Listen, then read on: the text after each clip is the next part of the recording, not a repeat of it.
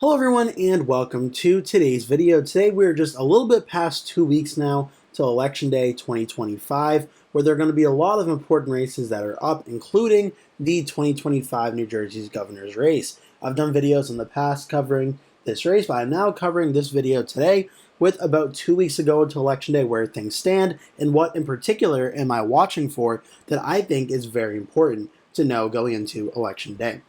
So first things first, let's get into the basics of this race. Really briefly here, the race is open due to the fact that the governor, Phil Murphy, is currently, or is term limited, he's currently serving out his second term, which he narrowly won back in 2021, and he will be term limited and cannot run again.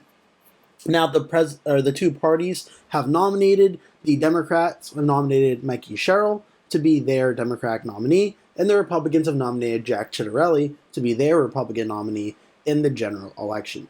Now, this race is very close right now, heading into the final 2 weeks of the campaign. New Jersey is a state that has a long history of being a Democratic state at the presidential and Senate level, but at the governor level has been a little bit more willing to elect Republicans for governor, and it recently had a Republican governor through 2017 when Chris Christie served out his second term as governor, and then Phil Murphy won in 2017, taking over as governor of the state of New Jersey. So New Jersey has elected Republicans in the past, and after 2 terms of Phil Murphy, there's a possibility that could be happening again in 2021, or I'm sorry, in 2025.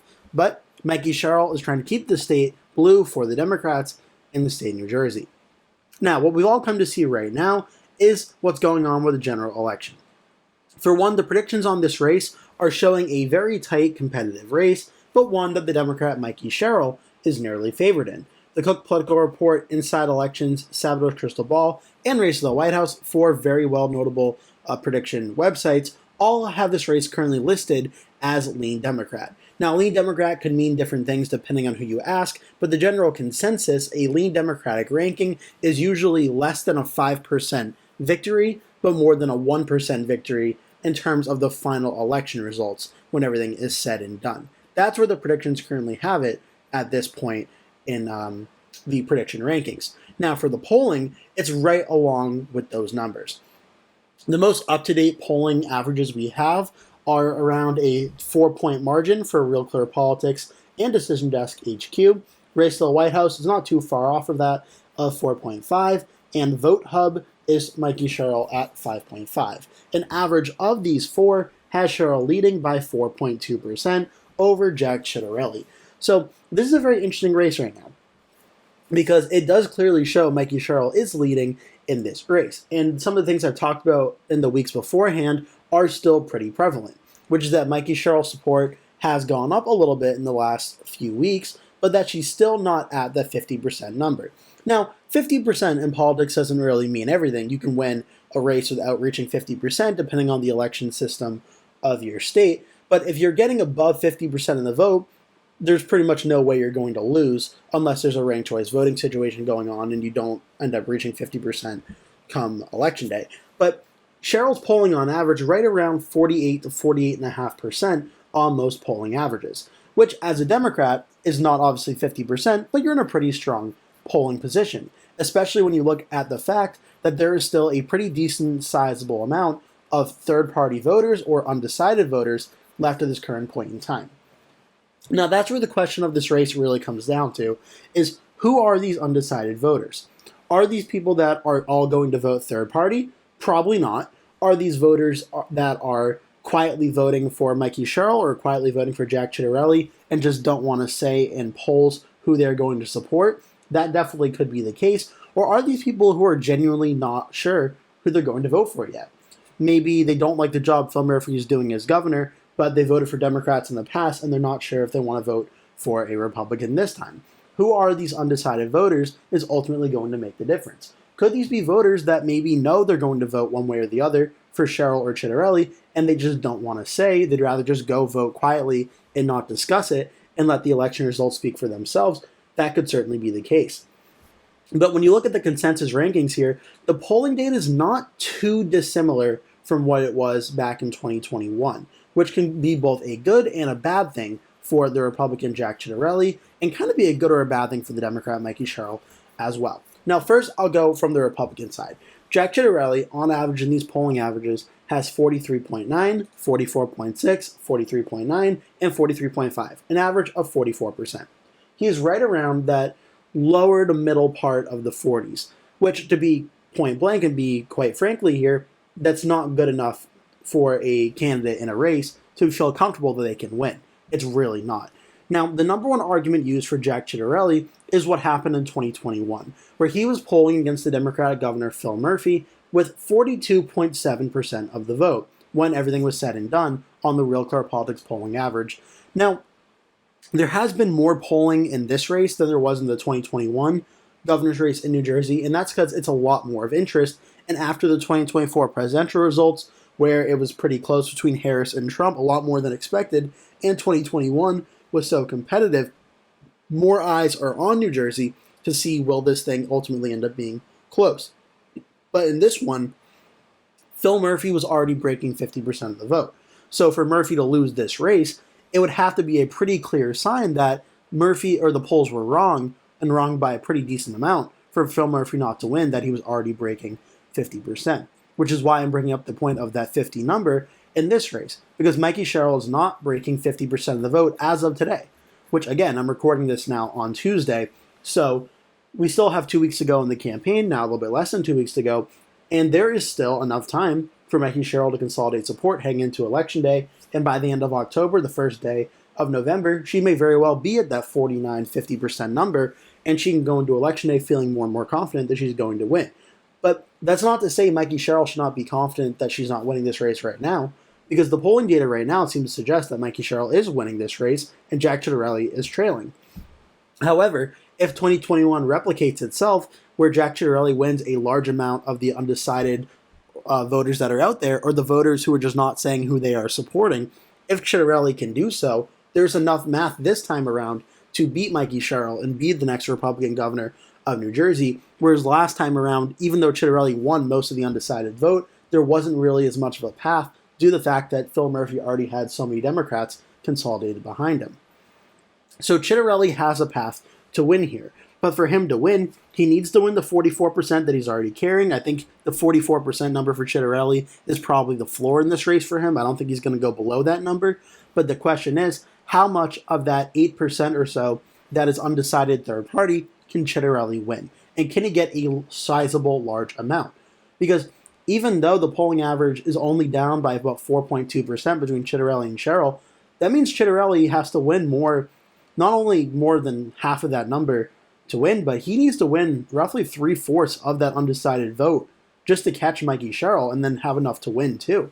It's going to be a razor-thin margin if Jack Ciattarelli can end up pulling off the upset in this race. Which is why I think when the rankings say Mikie Sherrill's leading by a lean Democratic margin, I think that's correct, because the way that she's currently running in the polling data thus far, yes, it's not as good as Phil Murphy in 2021, but I do think Mikie Sherrill is having a lead in this race right now, and the polling that she's in, around 48.5% or so, depending on the polling average that you're looking at, is putting her in a very strong position heading into the final 2 weeks of the campaign, where the advertising is going to pick up, the voter, I would say, participation and voter retention is going to pick up as well. And if Sherrill's already around 48.5%, I think she's in a strong enough position that heading into Election Day, she'll probably feel more confident than not that she's going to win. I don't really want to make any definite statements, because when elections like these ones, especially governor's races, can be very tricky. I mean, we saw that with 2024 in the presidential election. We saw that with the primary for the New York City mayor in 2025,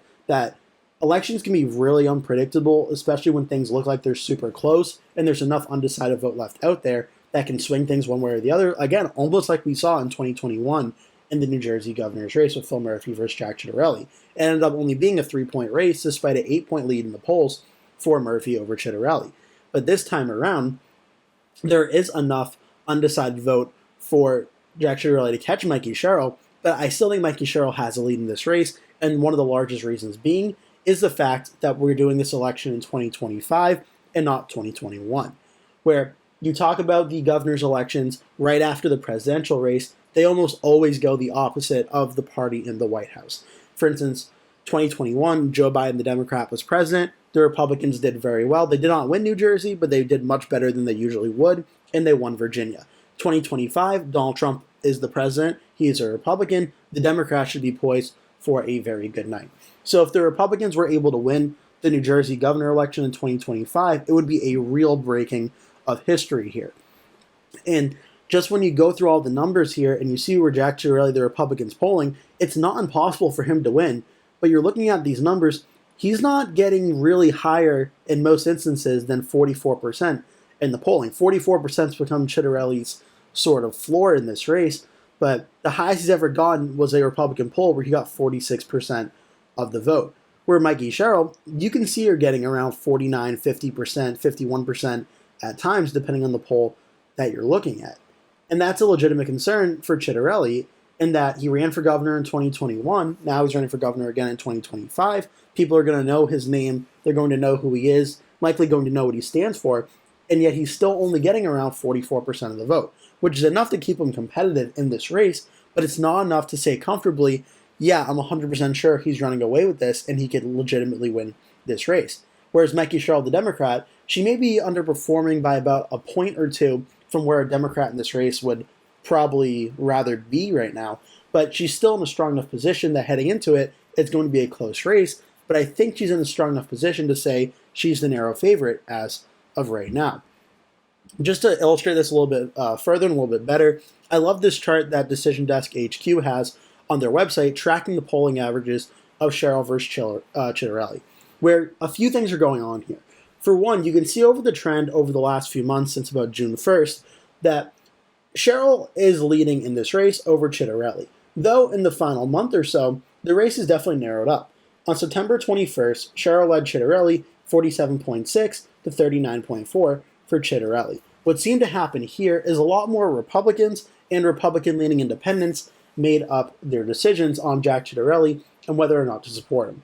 Because Sherrill only went from 47.6 up to about 48.6 from that time period, whereas Ciattarelli went up 39.4 to 44.6. So as Ciattarelli ran about 5 points in the polls, Sherrill rose only about 1 point in the polls.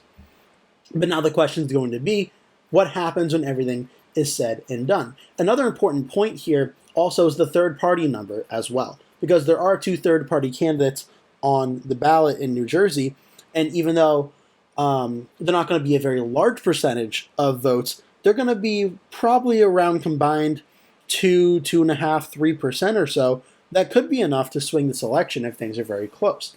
So let's say hypothetically the third-party vote totals up to about 2.5%.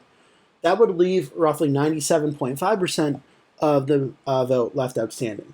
And if you took that 97.5 and divided it by 2, just both candidates getting splitting it in half, it would be about 48.75% left remaining. So when you factor in the third-party vote here, assuming it's 2.5%, it could be more, it could be less.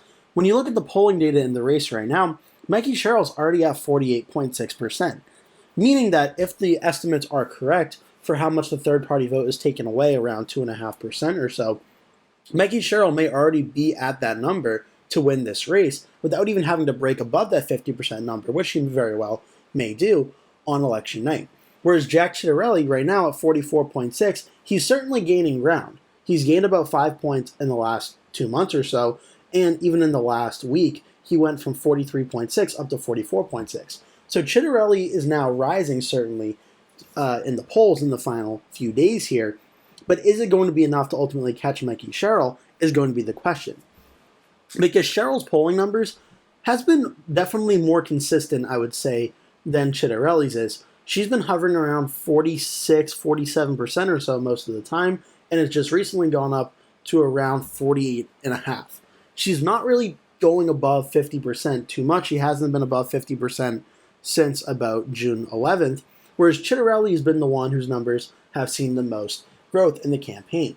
But when you look at these numbers here, Sherrill's getting 48.6%, Ciattarelli is getting 44.6%. Let's just look at some past examples of races in New Jersey here. In the presidential level, Donald Trump got roughly 45.9% of the vote in 2024. 45.9%, where Kamala Harris got 51.79%. Let's look at the governor's race from 2021, as that's probably the most relevant, the one to look at compared to this. Here, Jack Ciattarelli was able to get of the vote against Phil Murphy. Now, 2017, it was a very great night for the Democrats in New Jersey. I don't think we're going to see this, but the Republican only got 41.89%. So Jack Ciattarelli, when you look at this race, is clearly outperforming the Republican from 2017 after 2 terms of Chris Christie as governor. Where at the same time, in the polling data right now, it's a closer race between Sherrill and Ciattarelli. There's a lot more undecided vote, and voters that need to make up their minds or have their minds made up already and just are not saying who they are supporting, that this race can be won by both Sherrill and Ciattarelli as of today. But when you look at the amount of vote that's left outstanding and who currently has a lead here, it looks more like Mikie Sherrill's the one that's going to pull this out than Jack Ciattarelli, basing that she's just closer to the top already. And the trend seemed to suggest that Ciattarelli is the one trending up. Sherrill's more remaining about the same. She's not really trending up or down too much. She's more remaining stagnant here. Ciattarelli's the one trending up, but with only 2 weeks left to go in the campaign, can Ciattarelli basically gain another 4 to 5 points in the next 2 weeks to pass Sherrill? That's going to be the question when everything is said and done. And lastly, just to show, this is a confidence interval that it shows a really, I think, a really great way of kind of looking at this race and looking at how the race is going and the ranges and sort of how this race goes. The only time Jack Ciattarelli has even crossed paths with Mikie Sherrill in the confidence interval has been in the last month or so, showing that there is a legitimate possibility that on the high end of Ciattarelli could potentially catch Mikie Sherrill. If Mikie Sherrill falls on the low end of what her numbers are in the middle end of the numbers, there is a slight path for Ciattarelli to win this race. But kind of like everything I've gone over in this video suggests, I think Ciattarelli, though it's going to be a close race, and I definitely think it's going to be under 10 points, I'm decently confident it's going to be under 5. I'm starting to see Mikie Sherrill, the way she's pulling now, maybe right around 5 to 5.5% or so. I think it's going to be a close race. I'm just skeptical if Jack Ciattarelli has enough support with the amount of undecided voters that are remaining. Can Ciattarelli pull this out? If this election was taking place in 2021 between Mikie Sherrill and Jack Ciattarelli, not only do I think Ciattarelli could win this race, I think there's a very good chance Ciattarelli may even be leading in the polls at this current point in time. But given the election environment of 2025, to say that Jack Ciattarelli is going to win this race when pretty much every single factor in this election would suggest that Ciattarelli probably won't is a little bit of a stretch at this current point in time. Now, again, we have 2 weeks to go, so we have to wait and see what happens over the next 2 weeks. If any numbers break or any polling data breaks or any early voting numbers come out that show Republicans way outperforming expectations, it's still possible Ciattarelli can win. But I think as of right now, I think the Republican is likely to lose this race to the Democrat Mikie Sherrill. The question is going to be, what do the margins end up being? The past few weeks, I've had this prediction, and so far I'm sticking to it, where Mikie Sherrill I have winning the New Jersey governor's race in the lean Democratic margin. Now, as I mentioned, lean Democrat can go anywhere from 5 points to 1 point. I'm currently on the higher end of that number, around 4.5%. It's possible, like I mentioned, it breaks 5% of the vote. I think kind of 4.5 to 5 is sort of the little bit of a range that I have right now for this race. I think Mikie Sherrill is leading Jack Ciattarelli as of today. The election held today, I think Sherrill would win by that 4.5 point margin. But this is certainly a very close race, and one that with 2 weeks to go, it's going to be very fascinating to watch how things develop, how things unfold, what the polls say, early voting data, what that all says, because I think Mikie Sherrill is winning. I think Mikie Sherrill will win, but I certainly don't think it's a 100% guarantee that Jack Ciattarelli can't win either. So this is going to be a very close race and a very exciting one to watch out for. I hope you enjoyed this video. Make sure to like and subscribe if you did. Leave a comment below, tell me your thoughts, and also stay tuned. I have some very exciting videos planned coming out next week and in the final few days of this 2025 cycle that you're not going to want to miss. Thank you so much for watching. Hope to see you in a future video.